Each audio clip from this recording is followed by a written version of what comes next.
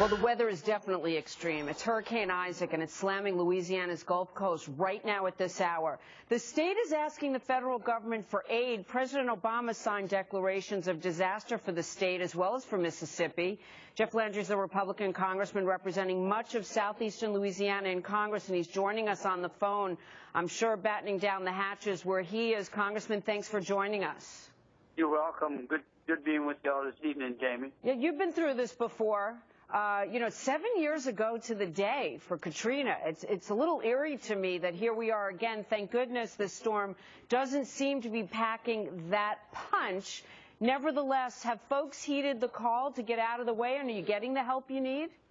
I think we are for the most part. You got to remember the district I represent has really had a rough 10 years. We've had 4 major hurricanes, a all spill, and a spring flood, and now we have Hurricane Isaac. You know, our local officials and first responders are great. They've had a lot of real-life experience on this. A lot of people have heeded the call, and I think it's just a matter of getting through this calamity and then assessing the damage thereafter. Well, let's talk about getting through it. Congressman, I understand that your governor, Bobby Jindal, sent a letter to President Obama saying that the feds are not giving the state the help that they need. Well, I think what the governor's been asking for is the fact that, you know, during major hurricanes, the federal government has the ability to help the states in not only the aftermath, but also in the preparation as well.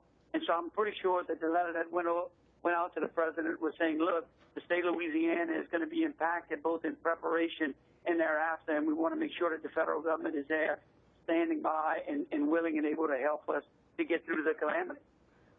When Katrina came, Category 3, New Orleans alone was under, in some spots, 20 feet of water.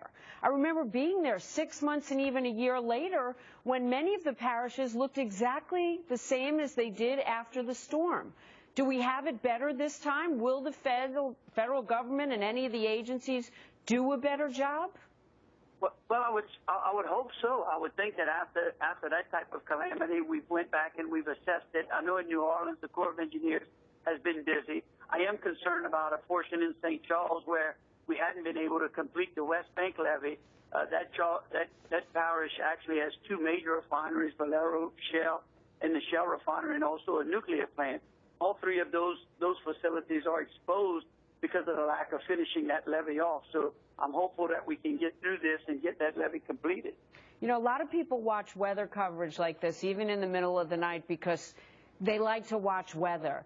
But really, even if you're not in this area, this is a storm that could affect all of us. Let me just start with gas prices, food prices, power prices. What do you think about the platforms that are out there right now and the ability to continue to provide fuel that we'll need, the rest of us, after this storm? How looking? Well, first of all, we need to recognize that probably 90% of the oil production in the Gulf of Mexico is shut in right now. 50% of the natural gas production in the Gulf is shut in. 22% of the refining capacity is being impacted at this time. I think, you know, what you see, Jamie, is a weakness in our energy policy here in this country. I mean, the fact of the matter is that if we could continue to produce domestically oil from other places that are not so hurricane prone, we wouldn't have these supply disruptions during these types of calamities. And so I hope that at the end of the day, the country recognizes the importance that Louisiana plays nationally in providing energy to the rest of the country, and that we in Louisiana support domestic oil production in other places of the country because of the problem that we're seeing today. Yeah, you know, I've seen those platforms, not to mention that your idea would create jobs. Anyway, stay safe, sir. We really appreciate you taking time at this hour. Our best to you, your family, and your constituents. Thank you. Thank you so much.